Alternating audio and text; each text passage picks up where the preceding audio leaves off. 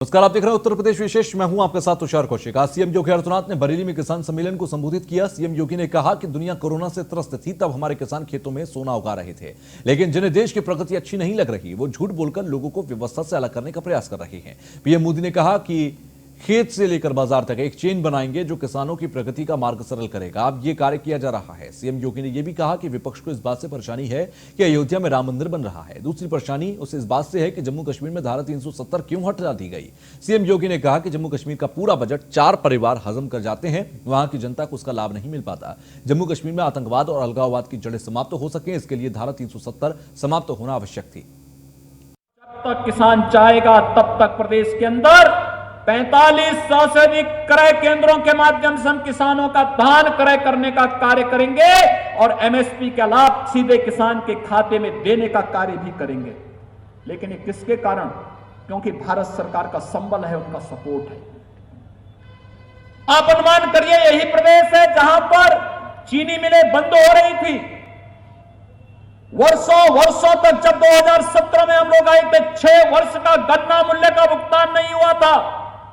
और आज मैं कह सकता हूं 3 वर्ष में सपा बसपा के 10 वर्ष के कार्यकाल में जितना गन्ना मूल्य का भुगतान नहीं हुआ, अकेले 3-3.5 वर्ष के दौरान 1,12,000 करोड़ रुपए के गन्ना मूल्य का भुगतान किसानों को उनके खाते में सीधे करने का कार्य प्रदेश की हमारी सरकार ने किया है। और ये एक्सपोर्ट सब्सिडी का पैसा जैसे ही आएगा, ये किसान के खाते में सीधे जाएगा। तो भाइयों बहनों, 1,15,000 करोड़ रुपए के गन्ना मूल्य का भुगतान अकेले उत्तर प्रदेश के अंदर हो चुका होगा। जो लोग किसानों की बात कर रहे हैं, मैं पूछना चाहता हूं उनसे, प्रदेश के अंदर किसानों के सबसे बड़े मसीहा के रूप में चौधरी चरण सिंह जी थे, लेकिन चौधरी चरण सिंह जी के स्वयं की कर्मभूमि की चीनी मिल, रमाला चीनी मिल, 30 वर्षों से मांग हो रही थी उसके विस्तारीकरण और नवीनीकरण की, कोई सरकार नहीं कर पाई।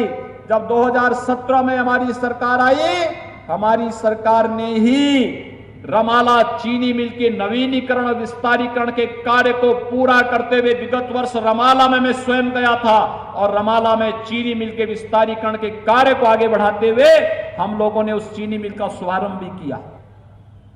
मंडी समिति को ई नाम से जोड़ने के प्रधानमंत्री मोदी जी ने जो कार्यक्रम आगे बढ़ाया है, उत्तर प्रदेश की 100 से अधिक मंडियां इसके साथ जुड़ चुकी हैं।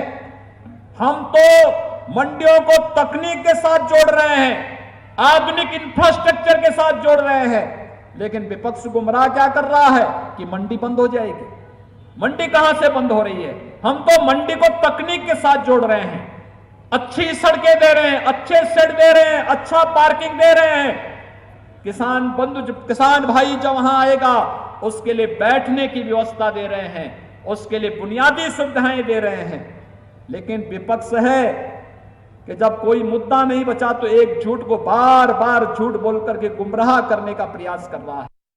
तो बीते दिन सीएम योगी आदित्यनाथ ने प्रयागराज का दौरा किया। इस दौरान बीजेपी सांसद और जनप्रतिनिधियों ने सीएम के सामने अपना दर्द बयां किया। उन्होंने सीएम योगी से साफ तौर पर कहा कि जिले में कई अधिकारी उनकी सुनते नहीं हैं। एक रिपोर्ट आपको दिखाते हैं। बीजेपी सांसद विनोद सोनकर और अन्य पदाधिकारियों ने सीएम योगी आदित्यनाथ के सामने अपनी पीड़ा व्यक्त की। कल सर्किट हाउस में पार्टी नेताओं और जनप्रतिनिधियों के साथ बैठक हुई थी। आपको बता दें, बैठक में अधिकांश प्रतिनिधियों ने खासतौर से बिजली विभाग, सिंचाई विभाग, नगर निगम और पुलिस प्रशासन के अफसरों के खिलाफ शिकायत की गई। बीजेपी नेताओं की नहीं सुनते हैं प्रयागराज के अफसर।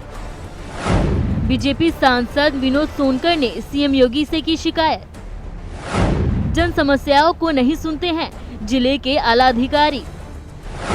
सीएम योगी ने जनप्रतिनिधियों को दिया अवशासन। कौशाम्बी सांसद विनोद सोनकर ने अफसरों द्वारा जनप्रतिनिधियों को तवज्जो न देने का मामला उठाने के बाद बैठक में मौजूद तमाम नेताओं और विधायकों ने भी इस पर हामी भरी। जनप्रतिनिधियों की बात सुनने के बाद सीएम योगी आदित्यनाथ ने जनप्रतिनिधियों को अवशासन भी दिया। उन्होंने कहा कि जनप्रतिनिधियों को मैं विश्वास दिलाता हूं कि शिकायत सही होने पर संबंधित अफसर के खिलाफ कार्रवाई होना तय है। इसके साथ सीएम योगी ने कहा कि हर माह प्रभारी मंत्री के नेतृत्व में जनप्रतिनिधि और अफसरों की समन्वय बैठक होगी। हम आपको बता दें, जानकारी के मुताबिक इस बैठक में आम जनता आदि से जुड़ी शिकायतों को जनप्रतिनिधि के सामने रखेंगे। अफसरों से भी कहा जाएगा कि उन शिकायतों का निवारण वह करे। अगर उस पर भी अफसर लापरवाही करते हैं तो मामला सीएम योगी तक पहुंचाया जाएगा। Bureau report, news 1 India. तो गाजीपुर बॉर्डर पर किसानों का प्रदर्शन लगातार जारी है और गाजीपुर बॉर्डर पर हुई आज खाप की पंचायत। सरकार के साथ किसान भी गांव में पंचायत करेंगे। ईस्ट इंडिया कंपनी की कृषि कानूनों की तुलना आज की गई है। आपको बता दें कि गाजीपुर बॉर्डर पर आज खाप की पंचायत हुई थी और यह कहा गया कि यह जन आंदोलन बनेगा। सरकार के साथ किसान भी गांव में पंचायत करेंगे, लोगों को जागरूक करेंगे इस कृषि बिल के खिलाफ। तो सरकार अपनी बात पर अड़ी है, किसान डटे हुए अपनी मांगों पर। रास्ता अभी तक निकला नहीं और रास्ते अभी भी जाम हैं। तो आपको बता दें, गाजीपुर बॉर्डर पर खाप की पंचायत आज हुई है और खापों की पंचायत महापंचायत में ये कहा गया कि अब इसे जन आंदोलन बनाया जाएगा।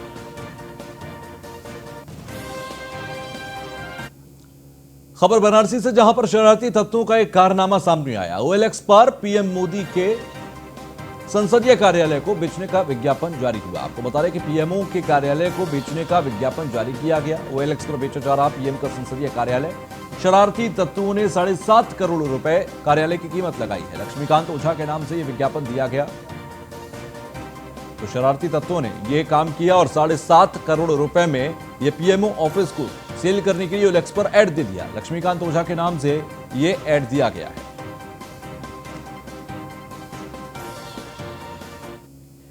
अब खबर बाराबंकी से, जहां पर बीजेपी सांसद उपेंद्र सिंह रावत भले मर्यादा भूल गए हैं। आपको बता दें कि बीजेपी सांसद अपनी मर्यादा भूल गए हैं।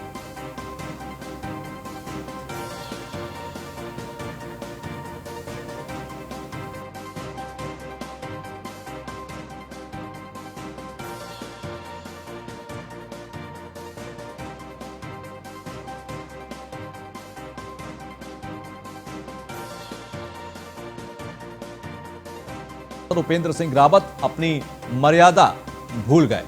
तो बीजेपी सांसद का बद्दी गालियां देते हुए ऑडियो वायरल हुआ है। कार्यकर्ताओं की धान खरीद को लेकर की गई शिकायतों से नाराज थे सांसद। तो ऐसे में क्षेत्रीय विपणन अधिकारी हैदरगढ़ दीपक तोमर को अपशब्द कहे। हेलो सर, नमस्कार सर। हाँ नमस्कार सर, अभी डिप्टी आरओ साहब ने नंबर दिया था कि आपसे बात करने के लिए सर। अच्छा, वहाँ सुनाई बोल रहे हैं? जी सर। अब ये बताओ सर कि योगी जी कोई चश्मा तुमको देंगे कि परसों की वो किसान है कि व्यापारी? किसका सर? योगी जी चश्मा कोई बनवा करके देंगे जिससे किसान या व्यापारी परखोगे आप लोग? नहीं, ऐसा तो नहीं है सर। वहाँ बैठ करके ये जो हमारे सब तीनों मंडल अध्यक्ष है, क्या इनसे डायलॉग बोल रहे थे कि सरकार से 60 किलो करा दो, ये करा दो, करा दो, सरकार तुम्हारी है? सर ऐसा नहीं है सर। वहाँ पर बता देते हैं सर, आप आज छुट्टी चले जाएं। सुनो मेरी बात, नहीं सुनो सर, पहले मेरी बात हम सुनो। आज छुट्टी चले जाएंगे, हमें इससे कोई तकलीफ नहीं सर। जा छुट्टी दे। ठीक है सर, बिल्कुल छुट्टी पे सर। जा। तो क्षेत्रीय विपणन अधिकारी हैदरगढ़ दीपक तोमर को अपशब्द कहते हुए यह बीजेपी सांसद का ऑडियो है जो वायरल हुआ और हमने आपको सुनाया। तो बीजेपी सांसद का गालियां देते हुए ये वीडियो वायरल हुआ। भोलानाथ हमारे संवाददाता हमारे साथ जुड़ रहे हैं। भोलानाथ, जरा इस ऑडियो के पहले हकीकत बयां कीजिए और अगर दोनों तरफ से कोई भी पक्ष सामने आया है तो उसको बताइए। देखिए, बिल्कुल ये बीजेपी सांसद है जो हैदरगढ़ धान क्रय केंद्र पर धान करवाने गए थे किसान, जहाँ पे कुछ बीजेपी के ब्लॉक के कार्यकर्ता भी वहाँ पे गए थे, जिनका आरोप है कि धान क्रय केंद्र पर धान नहीं तौल किया जा रहा था, जिसको लेकर वहाँ पे क्रय केंद्र के जो एसएमआई है उनसे दिनेश तोमर उनसे कुछ कहा सुनी हुई, जिसके बाद इन लोगों ने शिकायत सांसद से की, जिसके बाद सांसद अमर्याद भाषा का प्रयोग करते उनके साथ गाली गलौज की। ठीक है, चलिए, बहुत बहुत शुक्रिया हमसे जुड़ने के लिए। सीएम योगी आदित्यनाथ ने जेवर एयरपोर्ट के अधिकारियों के साथ आज बैठक की। सीएम ने नोएडा इंटरनेशनल एयरपोर्ट के लोगों को सहमति दी है। राष्ट्रीय पक्षी सारस से प्रेरित होगा एयरपोर्ट का लोगो। ये लोगो यूपी के राज्य पक्षी सारस से प्रेरित है। Noida international airport global brand के तौर पर उभरेगा। ज्यूरिख एयरपोर्ट इंटरनेशनल का रुचि दिखाना सराहनीय है। प्रदेश सरकार ने राज्य में निवेश का माहौल तैयार किया। सीएम की तरफ से तमाम बातों को कहा गया।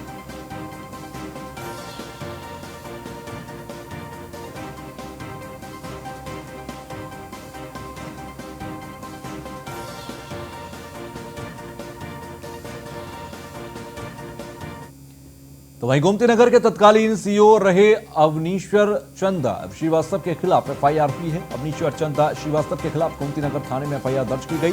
सीबीसीआईडी ने गोमती नगर थाने में दर्ज कराई एफआईआर। गोमती नगर में SC/ST एक्ट के फर्जी मुकदमे में 2 सगे भाइयों को फंसाने के मामले में एफआईआर है। स्थानीय पुलिस ने भी फर्जी मुकदमा दर्ज कराने वालों के खिलाफ कार्रवाई को लेकर भ्रम की स्थिति। अधिकारियों का कहना है कि फर्जीवाड़े का खुलासा सीबीसीआईडी की जांच में हुआ। आपको यह भी बता दें कि बीते साल डिगडिगा गांव निवासी निजी कार के चालक रिंकू रावत ने बिनाखंड 3 निवासी आकाश यादव और उसके भाई अभिषेक उर्फ गोलू के खिलाफ SC/ST एक्ट के तहत एफआईआर दर्ज कराई थी।